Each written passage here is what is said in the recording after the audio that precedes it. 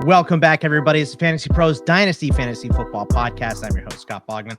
Follow me on the Twitter X at Bogman Sports. I'm joined as always by Pat Fitmaurice at Fitz_FF on the X. And we have a special guest here, Matt Kelley from the Player Profiler. Follow him on X at Fantasy_Mansion, the Podfather. What is going on, my friend? Tell us everything you're doing right now and where we can find all of your work. Oh, you're a fast talker. I like to have another fast talker on the show. That's really great. It's great to see. Great to see. All right. Well, okay. So Breakout Finder, we took all the data on Player Profiler and more. We added some proprietary stats like teammate score and level of competition score and dynamic score, and we put it all together. We find the exact precise probability that any given player is going to break out. It is the Breakout Finder app in the App Store. So that is in the App Store. There's a couple things in the App Store right now. The Dynasty Dominator app, the Breakout Finder app, and most notably, the Fast Draft app. That is the thing we're working on the most. This is a place to play for real money, but it's beauty. You can just draft any 6 guys in the top 4 into your lineup. It's the fastest, easiest, best ball game on the planet. And we realized that format is perfect for rookie drafting. So now we have a whole rookie tournament called Origins, $25,000 prize pool, $5,000 to first.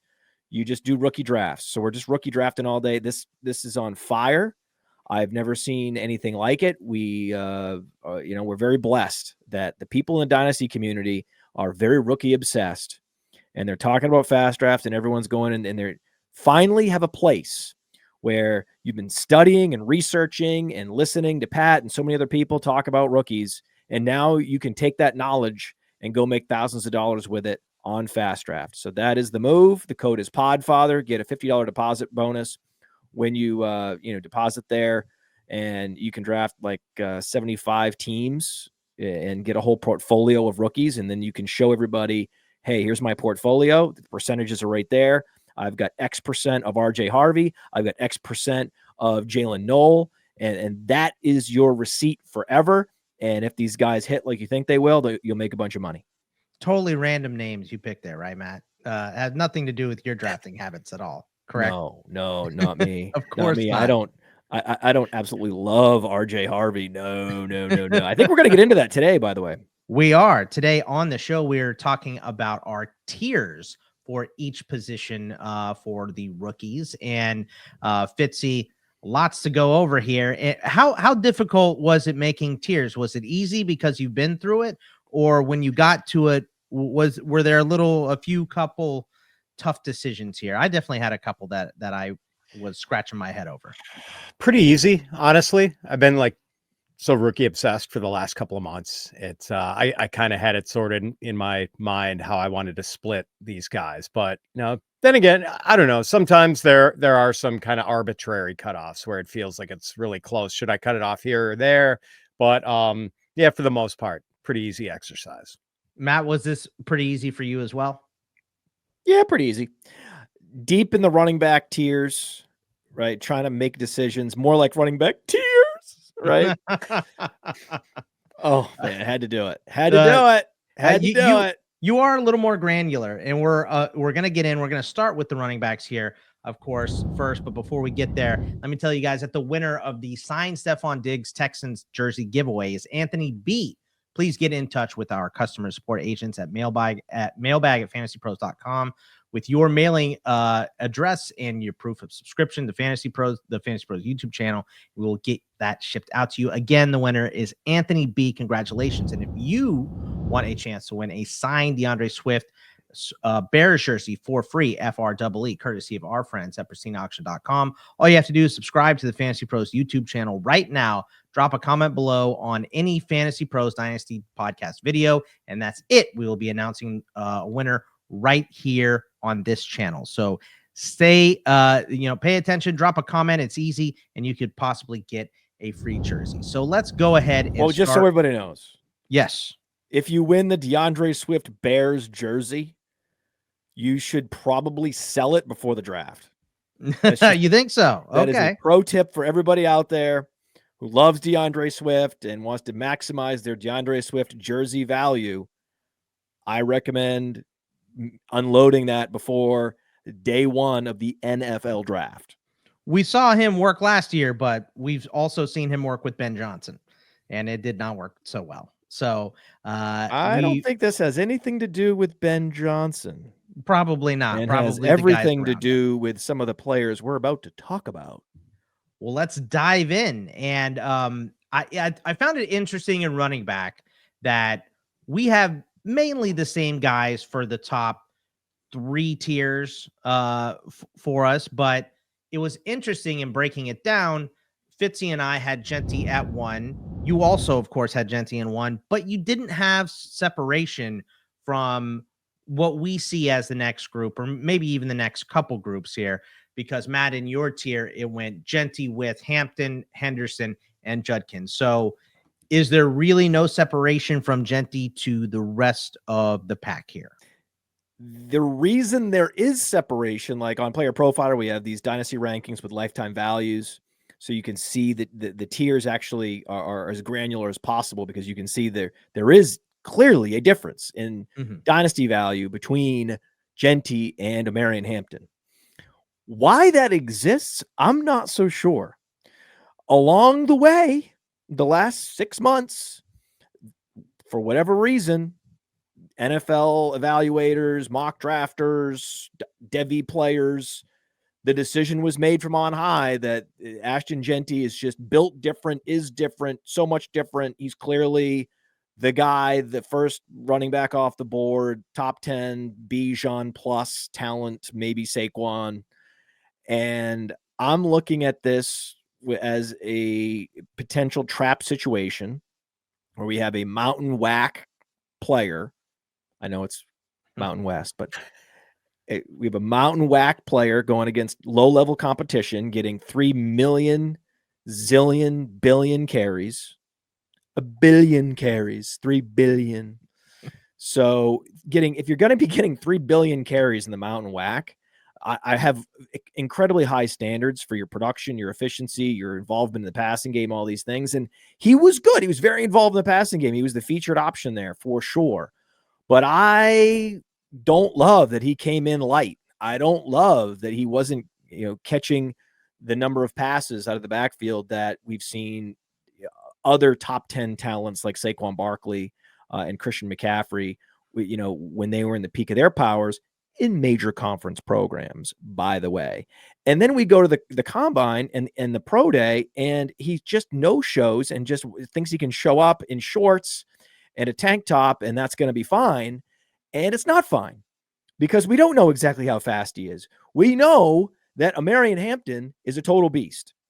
We now know that Quinshon Judkins is a total beast. There's a huge now uncertainty overhang with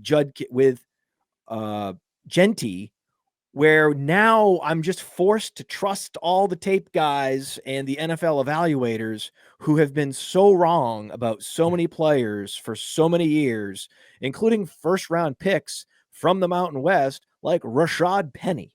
And I am just not here for it. I'm not here to have these people get me off. A TreVeyon Henderson?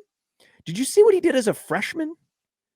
Like, excuse me, before Judkins even, and before Judkins even got there, right? When it was his job, he was the bell cow as a freshman, putting up huge numbers. Imagine without Judkins, imagine Judkins without Henderson, right? The same principle applies. Why I like both Knoll and Higgins from Iowa State is the same reason why I love Judkins and Henderson from Ohio State. And I'm sorry, but I'm just not going to immediately vault the Boise State kid above this level of talent. The people that saw a Marion Hampton at the combine were just as impressive looking at him physically as they were Jeanty. Like, he looks, I've heard words like perfect, like built in a lab, like the most well-proportioned running back, like a video game in terms of a Marion Hampton. So I am more inclined to say, hey, I'm at the 101. I've got, bloodthirsty league mates. I'll just let them have the pick. I'm trading back. I'm going to bank a first rounder in the future. I'm going to trade back, and I'm going Henderson. And Henderson could easily have a better rookie year in an Alvin Kamara role for a much better team than Jeanty, who has lots of hidden trapdoor situations in the top 10 that he could fall into. Whereas someone like Henderson, someone like Hampton could find themselves in the absolute dreamboat situation. And I'm all here for it. It doesn't even have to be an all-purpose role. It could be Henderson could land like with the Chargers and could be the Kamara to Najee Harris's Mark Ingram, and it would be absolute fireworks. So Matt, is the reason they're all in the same tier is because I'm making a point. I understand you're making a point. I want to if you are on the clock, don't push the button on Jeanty. I'm telling you, trade back to the 105 and bank the first rounder. So it's about Jeanty not being as good as people are making him out to be. Like, this whole class is good. We know that. It's about I don't know. It's about he ducked the whole process. And now there's this uncertainty overhang with him, and I'm not going to do it.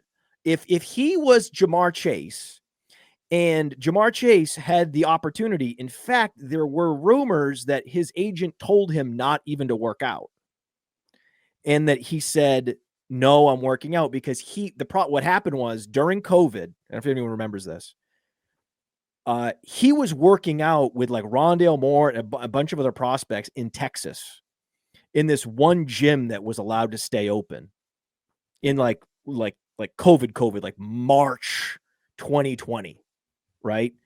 They were working out, and these guys were constantly competing with like these footwork specialists, and he's just so all in. And then he's like, no, I'm going to do a pro day, and I'm going to just do everything. I'm even going to do the agility drills, and no one does the agility drills anymore. And Ja'Marr Chase did it, and he did it just because he's a sick competitor. He just has a disease, and I love that.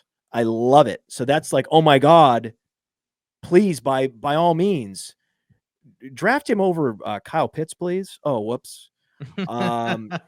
So then you're leaving no doubt. This is on the other end of the spectrum. We've seen Laquan Treadwell do this. So am I saying he's part Laquan Treadwell, part Rashad Penny?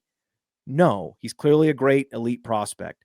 But there's now this overhang of doubt, and I have these other players that have checked all the boxes and stepped up and delivered in situations where, their agents all told them, hey, especially with Hampton, you're a first round pick, and doesn't care. Gonna run. Love it. I'll say this. Like, I think my tiers are closer than they are most of the time, but I'm not buying your argument. I watched Ashton Jeanty too much to really care about the pre-draft process as much as you do. So for me, he is in a tier by himself. It's not a huge tier. I also have Hampton in a tier by himself. I think these guys are 2 first-round backs. I think that's what we've seen from a lot of the insider mocks as well.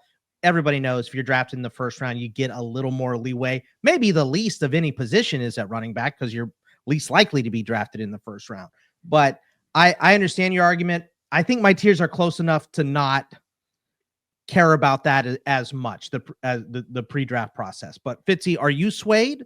Because you with me also have Jeanty as number 1. Matt makes a good point about Jeanty sort of ducking the pre-draft process as sort of a red flag. But I'm kind of with you, and also the fact that as just he was the Boise State offense this past fall. So everyone was geared up to stop at Ashton Jeanty. Like, he did not see any light boxes. And when he went up against good Power 5 teams, Oregon, Penn State, like, he didn't have a great game against Penn State, but by the time it was done, he was still around 150 yards from scrimmage or more. And he had a whale of a game against Oregon. So I'm not too worried about him. Yeah, I mean, there's a non-zero chance that he's not the RB1 in this class, that it could be Hampton, could be Henderson, could be one of the other guys. But I do think he's like the best percentage play still. So yeah, I've got him on a tier by himself right now. What if you could get a first rounder and trade back? I would do that. It? I think I would think for that's 105. fair. Yes. Because with the depth of running back in this class and how much I like, Hampton and the other tier, I'm 100% with you in that fact of like, if you can get a first this year and next year, or if you can get, a first and a high second to trade back 3 or 4 spots, I'm okay with that.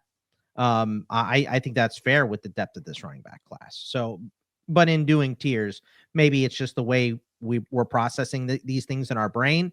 Maybe we're a little different there, but I do think in terms of trade value, I'm absolutely with that. So we can agree on that for sure. Fitzy, you have TreVeyon Henderson in your tier 2 with Omari and Hampton. The way I broke it down was it was Jeanty in 1 by himself, Hampton in 2 by himself. And then I have Skattebo, Judkins, Kaleb Johnson, TreVeyon Henderson in 3. Fitzy has Jeanty, and then tier 2 is Hampton and Henderson. Tier 3 is Judkins and Kaleb Johnson. Matt has Jeanty, Hampton, Henderson, and Judkins all in 1, Kaleb Johnson in 2. So for the most part, outside of my crazy love for Cam Skattebo, we have the same backs here. But what moves Henderson ahead of Judkins and Kaleb Johnson for you, Fitzy?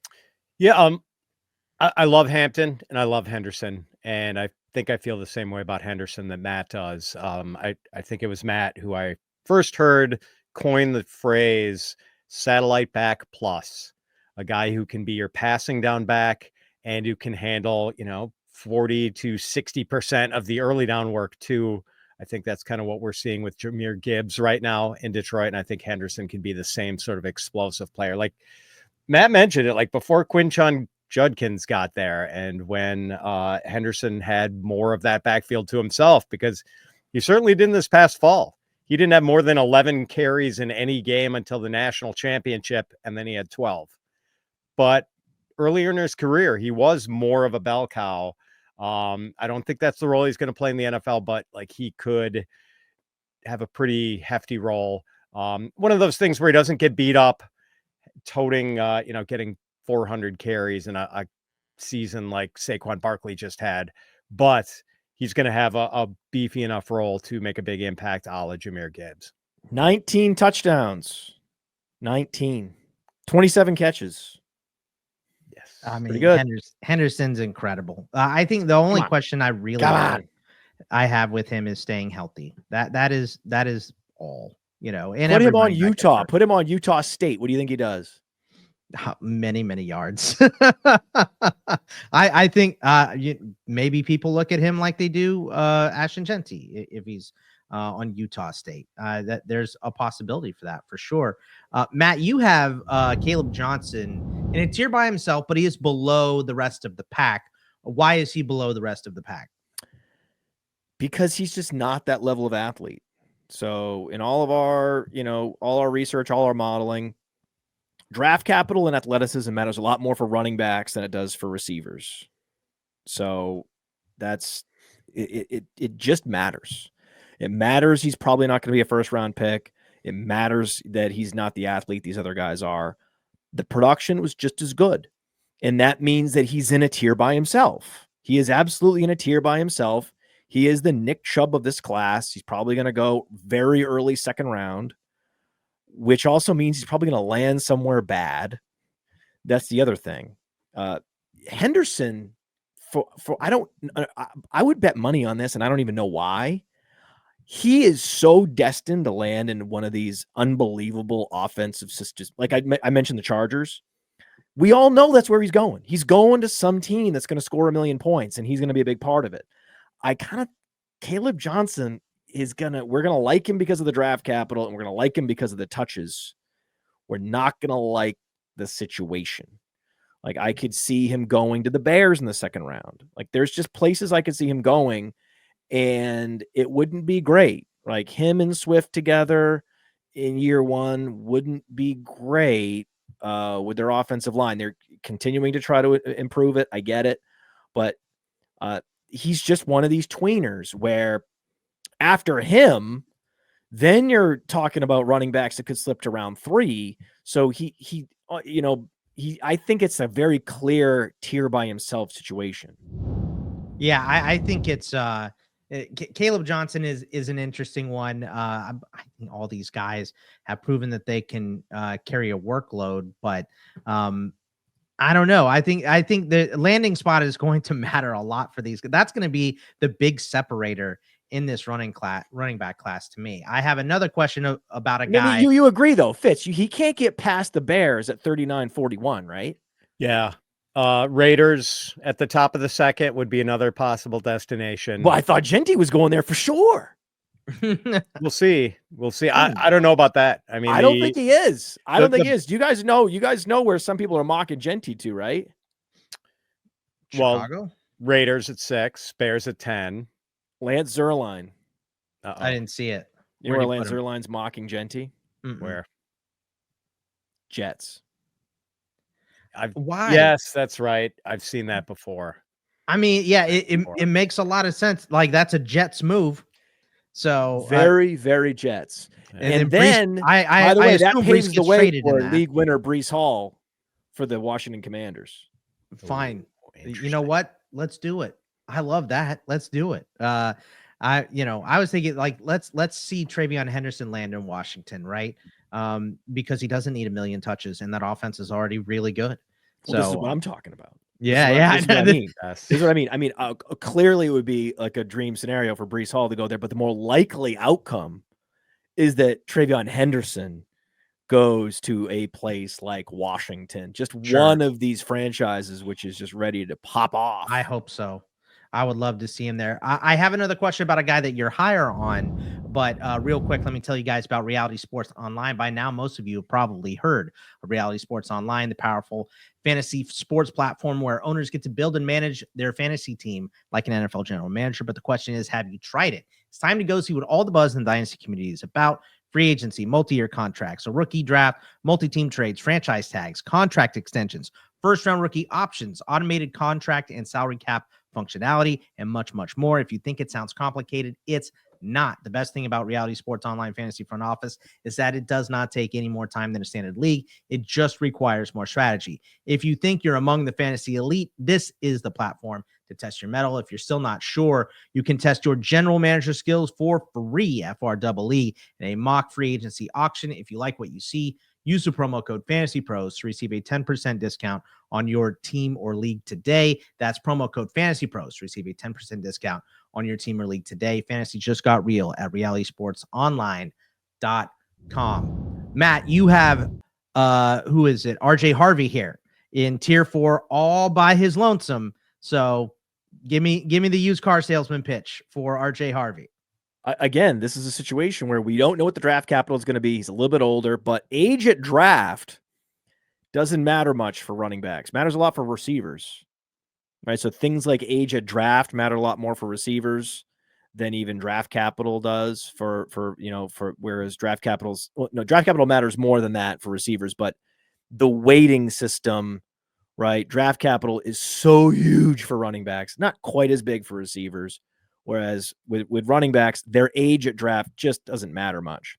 So RJ Harvey is interesting in that he looks the part of another satellite back plus, more like a Chase Brown, but like a polished Chase Brown, a guy that's ready to start playing and earning significant touches right away. And that's the thing about this class. I mean, you're talking about guys with 95th percentile athleticism and speed, with multiple 1,400-yard seasons, 18 touchdowns, 25 touchdowns, 20 plus catches. And, his first year at UCF, that's when he had 22 catches. So every time you look up, there's something new and exciting that RJ Harvey is bringing to the table. This again would be a guy that would be an easy second rounder in another class. But because you have this displacement where there's so many great players at running back in this class, he gets pushed down through no fault of his own. And yet I think he's clearly a better prospect than the other running backs that are below him in the rankings, like Dylan Sampson, Tootin. I just think he has just more ability, I think, right away to contribute and not just be like a more of a, he's less of a one-dimensional slasher than those guys, but like he's not Kaleb Johnson.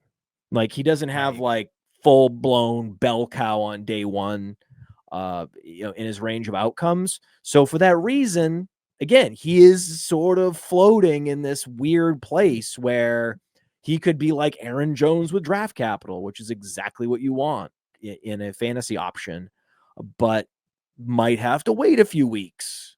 Whereas but certainly I think more of an assured producer than the running backs that are a little fringier below him in the rankings. Yeah, I'm with you in terms of this class, and because I think my tier 4 fits his tier 4. You have it more granular, like we said, 4 and 5, and you can throw Harvey in there from your tier 3 as well. I think those guys would be so much higher in almost any other class. And for me, tier 4 is Giddens, Sampson, Neal, RJ Harvey, Tootin, and Damian Martinez. For Fitzy, it's Harvey, Sampson, Neal, Skattebo, Giddens, Martinez, and Tootin. And then for Matt, tier 4 after Harvey is in his own tier. At 3, it's Sampson, Tootin, Giddens. And then tier 5 is Neal, Ollie Gordon, Cam Skattebo, Brashard Smith, and Damian Martinez. So you guys are both lower. And listen, I have espoused my Cam Skattebo love on this show probably so many times people are tired of hearing it. But so you guys are both lower on him. I think most people are. I think not many people have him as RB3 where I have him. So Fitz, let's start with you. Give me just like, what do you see as Skattebo's floor and ceiling here in this class? This is a great class. It's deep. I have no issues with him being low on people's boards. I get it. He didn't run. He kind of ducked the process, like Matt said about Jeanty, but I think there are real questions about his speed. So what do you think in terms of ceiling and floor for Skattebo? I mean, ceiling, he is one of the 13 to 15 guys in this rookie class who could have 1,000 yards rushing right out of the chute.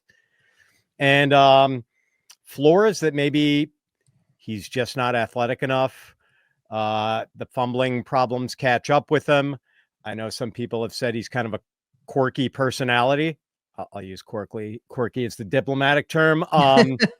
Those things catch up with him, and he's out of the league in 2 or 3 years. Wait, what do you mean? I actually don't know what you Lazy. mean. Oh, what? Really? Yeah, it's come out like maybe not the best teammate, maybe a little bit inflated ego, maybe he doesn't want to do the stuff. That's just not something that you really see running backs get hit with much at all. Generally not, right? It's such a funny thing. Running backs are such a lunch pail position. There's not many diva running backs. No. Well, I think Dillingham said to him too, like, you're not an NFL back. When he got to ASU, he's like, you're not an NFL back. You have to be all in the weight room constantly. You have to cut weight to make speed. You got to put on muscle to do it. But he went out and did it, and he looked amazing. So that's why I'm not worried about those, allegations maybe about Cam Skattebo. So what are your thoughts, Matt? I think that he is going to struggle to get opportunity right away because the NFL does not want a running back that's like running a 4.7 40.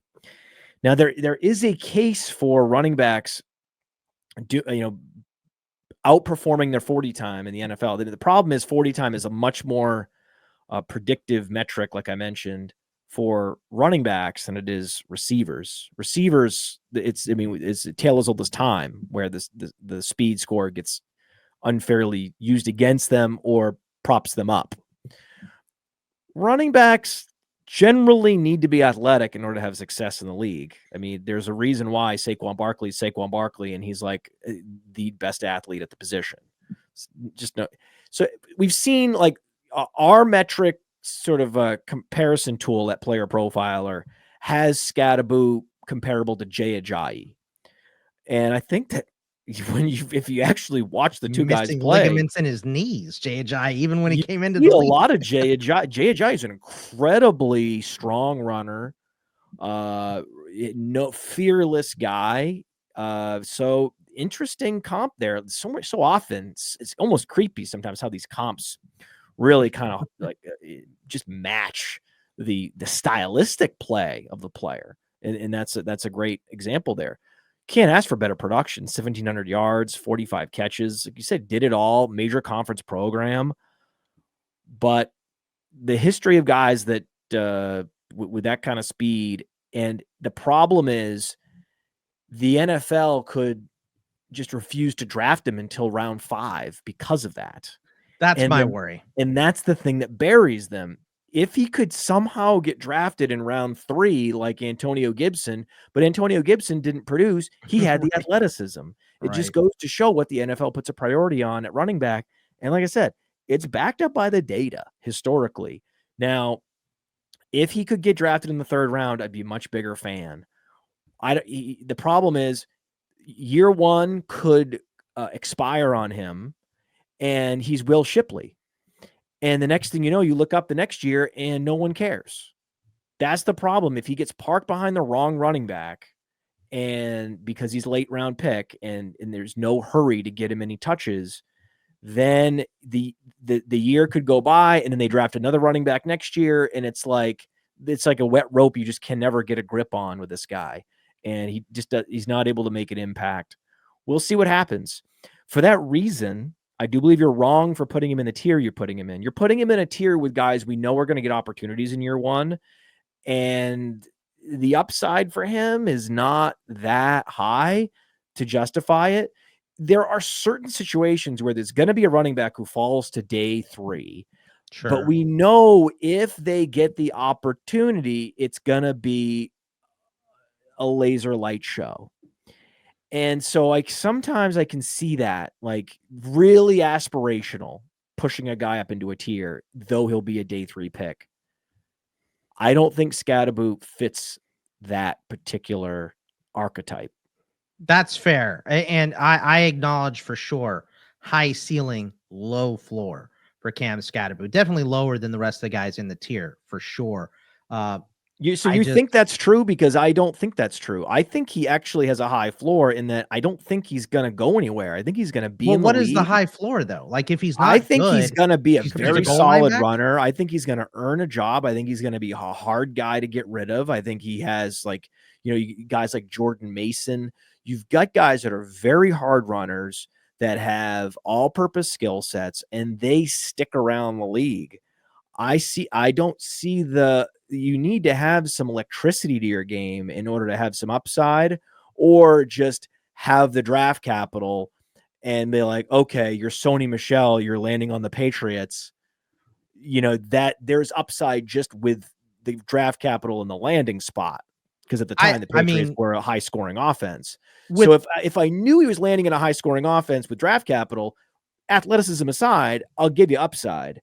Here, I think you're talking more about, like, I think that he's, Ollie Gordon. These guys are going to stick around. They're not going anywhere. They're like a hard-nosed guys that are going to do well. And they'll could on find NFL himself rosters. Like he could be Ramondre Stevenson. Like that's kind of that's the outcome you're looking for with a Skattebo. Yeah. So I understand what you're saying. I just think that if he's not athletic enough, he'll be cast off pretty quick. I think so. That's why I think the floor is low. But where I have him ranked shows I do not think that's what's going to happen with him. That's not. He's not going to wash out. He is fast enough. Arian Foster ran a 4.7. That's not gonna be the thing that buries him. He'll find a way. Trust me. I think so too. I have him at 3. Twitch. The twitch is the thing that's gonna make it difficult for him to do the things he was doing in college, to just plow through people. It's just a different game, man. I don't know, man. He plowed through Texas, and most of those defenders are going to the NFL. And I'm a Texas fan, obviously. Look behind me. So, I saw him do it in the conference championship game and in the playoffs twice. I think the dude's incredible. I personally don't think he's going to flame out. I do think because of the athleticism, because of his size and the hits he'll take, maybe he washes out quicker in the NFL, but I think that peak is going to be Fitz. Who was the guy that was such a hard runner? He was from Minnesota. It was like in 2015. Oh, Marion Barber? Marion the No. Barbarian? He didn't do anything in the league. But he screwed up his leg real bad. he was a Minnesota running back. I know who you're talking about. Yeah, I he can't was a real grinder. And yeah, so anyway, could be that. But again, I'm trying to think of good, like Gus Edwards. These guys hang around, man. They hang around. So I think he's.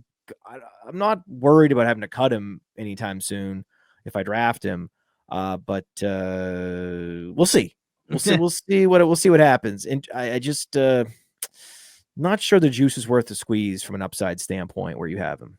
We'll see. I'm super high on him, and I'll remain there. But we got to move. We've spent 50% of the show talking about running backs. You did this to yourself. I did. But the running backs are outstanding in this class, so we should spend the most time talking about them. But before we get to wide receivers, let me just tell you guys about the Fantasy Pros Rookie Draft Simulator. It lets you complete a mock in minutes with no waiting between picks. You can customize your league settings, match your league's exact format. Premium subscribers can test trade scenarios by mocking with their traded draft picks, prepare for rookie drafts and Dynasty startup drafts in one place. And you can use the Dynasty Rookie Draft Simulator to dominate your rookie draft today at fantasypros.com/simulator. Check it out today. Run yourself some mocks. Let's talk some wide receivers here, gentlemen. Just real quick to tell you guys the tiers here. For myself, tier 1 and tier 2, I have Hunter at number 1. If he's a wide receiver, I think he's 1. If he's a cornerback that plays wide receiver, I'll lower him. But if he's drafted as a wideout, I think he's 1 overall. Tet McMillian is also my real wide receiver 1 because I do think Hunter is going to get drafted to play more corner than wide receiver, but we will see. Tier 2, I have Luther Burden, Matthew Golden, and Emeka Egbuka. For Fitzy, it's Tet McMillian, Emeka in tier 1 by himself, and then tier 2 is Egbuka, Hunter, Burden, and Golden. For Matt, it's Tet in 1, Travis Hunter in 2, Egbuka, Golden, and Burden in 3. So we have the same top 5 any way you cut it, no matter how many tiers you have. So I think that's interesting to start, but let's talk about that. It's just broken up differently, Matt. Is Tet McMillian easily the best wide receiver in this class? No, because Travis Hunter's in the class. So if Travis Hunter is he gets drafted by Cleveland and they say we're making him a primary wide receiver, where does he rank then? Is he still 2 to you behind Tet, or is he 1? Yeah, Tet's really good. You know, I've had like RC Fisher, who's had some of the best calls in the history of the Player Profiler podcast. It talk about he's like the second best prospect he's ever scouted, and the stats really line up, right? And then he put the doubters to rest at the combine. So every step of the way, Tetairoa McMillian is delivering. So I'm sticking with him no matter what. Even if Justin Hunter was going to a place to play receiver full time, this is a proper alpha. This is a Drake London, Mike Evans type player. I've been waiting for a guy like this for years. I think he really is Drake London 2.0. So I'm going to be happy to get him. This is where I want to be drafting receivers in my rookie draft. I want a Tet McMillian. I want a Travis Hunter. And then my enthusiasm for receiver really dies off after this, right? Last year it was out to like Ladd McConkey, and then my enthusiasm really dropped off. This year it's like a couple of guys, and then I'm really struggling to justify the opportunity cost of passing on a running back for a Matthew Golden, for a Egbuka. I can't do it, man. I can't do it. So typically my strategy in Dynasty is take the premium receivers, the Jamar Chases, the Tet McMillians, and then trade for receivers that have proven themselves. Receiver is much harder to project from college to the pros. So why even take huge risks on receivers? Why load your taxi squad with receivers? Instead, I'm almost always leaning running back, unless it's the first round, where again, I'm very open to the best of the best receiver prospects. more likely to go and trade for a receiver and let go of a running back that hit. Oh, I hit on Tyrone Tracy last year. Boom, I'm flipping him for a veteran receiver. That has been the best strategy that I could possibly, share with the audience for building great dynasty teams. Fitzy, when you look at these wide receivers, Tet is separated in his own tier by himself. Yeah, I mean, I would have Hunter. If Hunter was just purely a wide receiver, I would have him number one. Okay. But the positional ambiguity is terrifying. And even if he goes to, let's say he goes to the Giants or the Patriots, both of which I think have a greater need at wide receiver than cornerback, they could tell you that he is going to be primarily a cornerback in year one, or primarily a wide receiver in year one. Doesn't mean that's not going to switch at some point. And I've always felt like it for a guy like Hunter who plays both, I feel like the natural order of things is cornerback first, spot usage at wide receiver. Because if you're doing it the other way around and have him as a full-time wide receiver and a part-time cornerback, if some wide receiver is ripping your defense apart, are you going to be able to leave Travis Hunter on the bench while that's happening? And at the same time, you don't want to play him 110 snaps a game in the NFL. Well, if you're Cleveland, why not? If you're Cleveland, go ahead. I'd like the guy if you can. I want the guy to last long enough to get a second contract. So that's what terrifies me, and that's why I even have him behind Egbuka in my rankings. Sometimes it's okay to just hit a double, and I think that's what you're doing with Egbuka, where there is some serious risk with Hunter and this positional toggling. He's obsessed with finishing second in his dynasty league, isn't he? No. Listen to this guy. Listen, come on now. No, if he hits, it's going to be big. It's going to be nuclear. In the Fast Draft app, we talked about the Fast Draft app. It's a rookie only tournament, and it's interesting to see where people are drafting Travis Hunter just for this year, knowing that it's tournament and first place gets $5,000. So you have to take some swings on some upside plays where you're like, I'm taking Travis Hunter on the off chance that he is strictly a wide receiver. The problem is we know what NFL coaches, like, we understand their sensibilities, and what they're going to think is that they can get almost as much value from Hunter by making him a gadget special play option at wide receiver and then playing him full-time at corner. That's where if I jump in the head of an NFL coach, I can almost assure you that's how they think.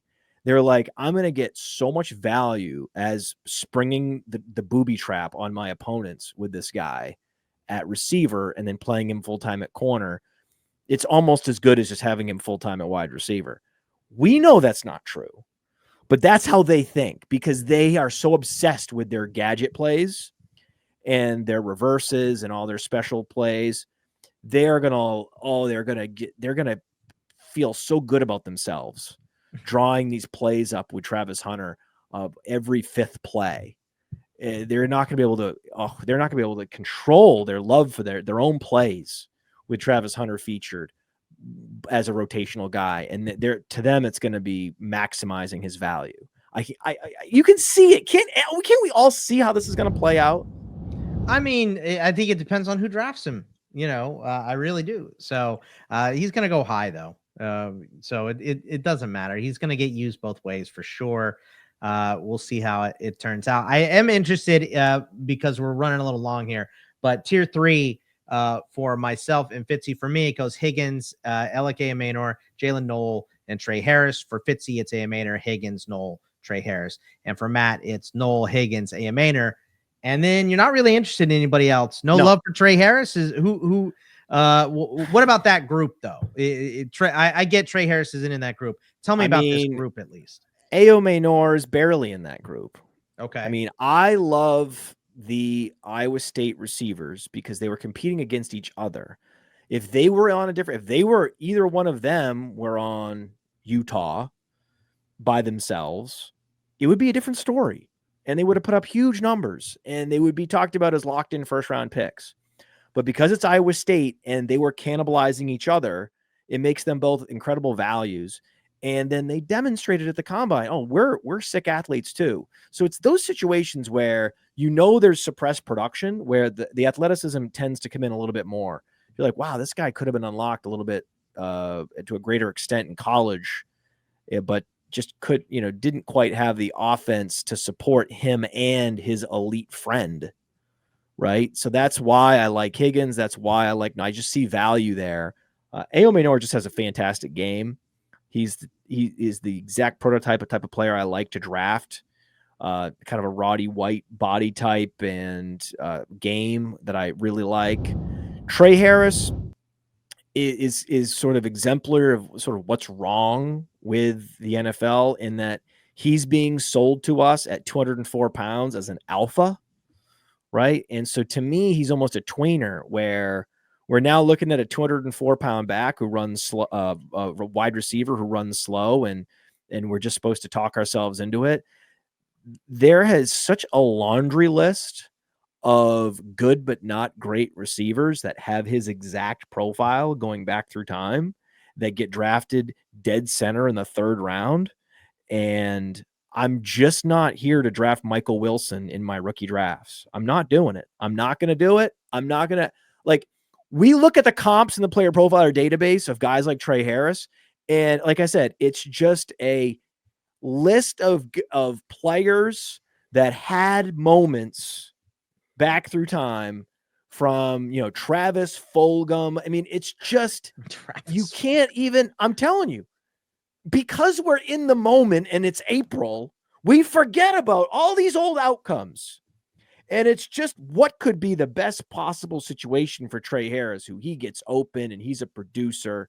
But at the end of the day, he is going to be a solid possession receiver in the league. He's not going to win you anything. He's not going to be able to be translated into any kind of big get in terms of future picks and trade. Whereas if you hit on this year's Tyrone Tracy, if you hit on this year's Bucky Irving, then you can flip them for the next Tet McMillian. That's what I'm here to do. I'm not here to just bank 11 fantasy points a game. No, thank you. I love this. Derek Brown, Debro, is such a big Tre Harris fan. I'm going to make him watch Matt's Tre Harris soliloquy with his eyelids pried open, a Clockwork Orange style. But he knows, like in a lab, if you put the ingredients in a test tube and you were trying to create, if you're a mad scientist trying to create the quintessential NFL 3rd round pick, I bet someone real money that he will be drafted in the 3rd round. Yes. Because I've never seen a player that's more of a 3rd rounder, to the point, even his school that he goes to. I mean, it's just, everything is so lined up, absolute perfect for him to be the middle pick in the 3rd round. And if I go back through time and I show you with your eyelids pried open, all the players that got drafted in the middle of the 3rd round, from Malachi Corley on down, you're not going to like it. But I remember the analysis of Malachi Corley, where he is strong at the catch point and this and that. And I'm like, wait, where have I heard that? It's the archetype, right? It's when Debo succeeds and Malachi Corley has a similar game, everyone wants to make him Debo. And, I was guilty of that. That's the archetype. That's the type of receiver he can be, but can and will are very different. And it gets harder to do at every single level. So. And Malachi Corley went with the 1st pick in the 3rd round. And I don't think Tre Harris is going to sniff that. Yeah, I don't think so either. Not in this class. So we'll see. I'm gonna speed us up here because we're running short on time. I'm gonna put quarterback and tight end Malachi together. Corley was wide receiver 186 in fantasy last year. Yeah, I mean, Aaron Rodgers couldn't hit the broadside of a barn. Couldn't even remember to hold on to the ball as he was crossing the goal line either. That's right. I forgot about that. I'm going to combine QBs and tight ends because Matt has hot take specifically here on the QB. it's Cam Ward and nobody. Is that what it is? Because for Pat and I mean, get out of here with the QBs this year. Get out of here. I have Cam Ward at 1. Although the funny thing is, Cam Ward is underrated. This is the craziest thing. Well, I mean, it's not an interesting year for quarterback because it's so bad, but it is interesting that the one guy that's really good is not viewed that way. So where do you think he should go in the first round of a super flex rookie draft, Matt? Potentially first overall. Over Jeanty. Yeah. Okay. This is super flex. This is a really good quarterback prospect. I think there should be a debate. There's no debate. This is what I'm talking about. There's no debate. There should be a debate between Ward and Jeanty. Now, because quarterbacks score more fantasy points. What's interesting on Fast Draft in the Origins game, you see sometimes Ward going ahead of Jeanty because just in general, that quarterbacks score more. And you needed Jaden Daniels last year to win the tournament. So it makes sense. But still, much more Jeanty than Ward at the 101 on Fast Draft. Regardless, in Superflex leagues, you're going to want Cam Ward, man. Cam Ward's a great pick. At the 102, it's a complete smash. If I have the 101, I'm trading back to the 102. If I have the 101, I mean, I'm begging, pleading for the person at 102 to pick up my phone calls so that we can do a deal and I can get back and I can give him Jeanty so I can pick Ward and get value in return. Ward's really good. He's mobile. I don't know what's going on. Like, he's a great player. But somehow this class is it's got a residue on it, and it's like a stench, and it's somehow rubbed off on Cam Ward. Malik Willis class, Matt. Like that's how it drops. Yeah, and these other guys are no good. You know, they're game managers or they're guys that just flat out can't play at the next level, don't have the accuracy, they're wildly erratic, they're the next Will Levis, they're whatever they are. Answer back. It's not like 50 loves Sanders. So let's hear Fitzy answer back on this. Because you have Ward and Sanders in tier 1 together. I think Shedeur's higher floor. Ward's Jameis Winston streak terrifies me. Shedeur is hyper accurate. Like, I think he's got a floor as a just league average NFL starter. NFL starter. He's Teddy Bridgewater, folks. He's Teddy Bridgewater with an entourage. I think he has more upside. I think he could move better. He just doesn't. I mean, there's athleticism in his family, obviously. So I think he could use his legs more. But I mean, if his name was Shedeur D'Angelo, I mean, where would he be going in the draft? I think he should be a second round pick. I think he's going to be a top 5 pick because but I also think Jackson Dart's going to go in the first round too, and probably higher than 15 because Jackson Dart has the perfect quarterback last name. Is there a better last name for a quarterback than Dart? Is there a better last name than my father's Deion Sanders? It's just it's a great quarterback in Cam Ward and a bunch of last names. I'm so sick of this draft class. I wish all these quarterbacks not named Cam Ward would go in day 3 where they belong. All right. So let me ask Fitzy this, because Fitzy, I have, my tiers are Sanders and Dart, and I have Ward at 1. I have Milroe at 3 by himself. I've talked a lot on this show about Milroe's interesting. The upside for Milroe. But for Fitzy, you have Dart and then Milroe and Shough.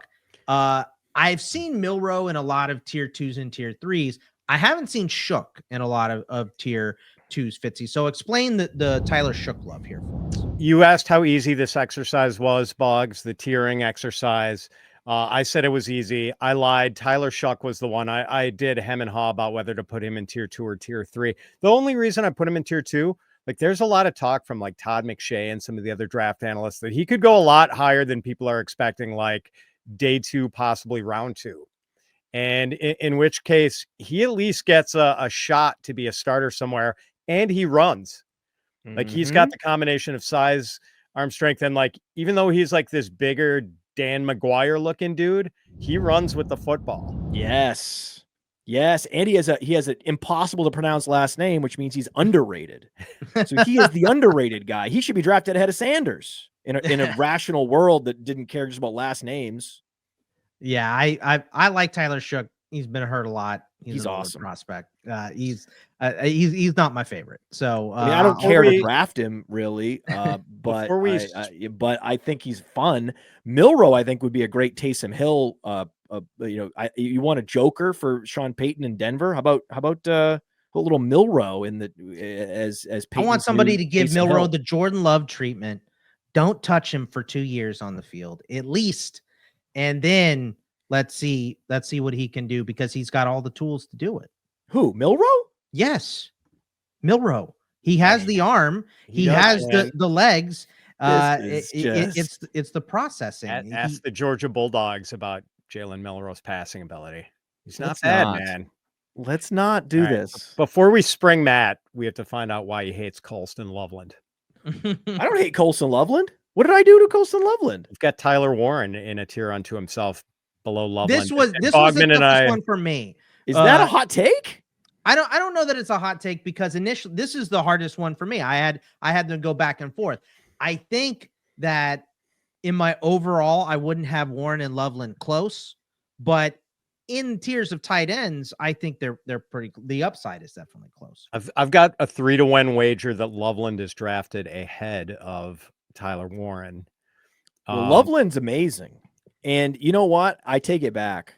I wish I had given Tyler Warren the Ashton Jeanty treatment in my tiers. Thank you for policing my tiers. Yeah, I agree with you. I have made it a point to take the L on every podcast I go on. I'm taking the L.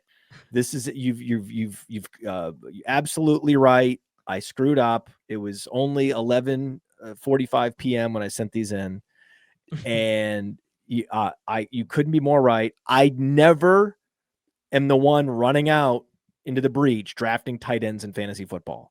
I generally fade tight end, and the easiest way to do it right is if you're in tight end premium, don't get so like I'm taking. Remember Kyle Pitts and tight end premium? People were taking him over Jamar Chase. Yeah, that was a thing that happened, by the way. Don't be that guy with Tyler Warren. Instead, let your opponent, all your league mates, let them have Tyler Warren. You take Loveland. You take Arroyo. I like that. I like that take, and that's gonna have to wrap it up for today. I wish we would have got to more players. I wish we would have sleeper for athleticism alone. Terrence Ferguson. That's it. I do like Terrence Ferguson. I do have him in my tier 2 as well, but that will have to wrap it up for us. Remember to follow Matt on the Twitter at @fantasy_mansion and the Player Profiler podcast, Fitzy at Fitz_FF, and myself at Bogman Sports. We hope you guys enjoyed the tiers of rookies for this class, and we will see you guys next week. Take it easy, everybody.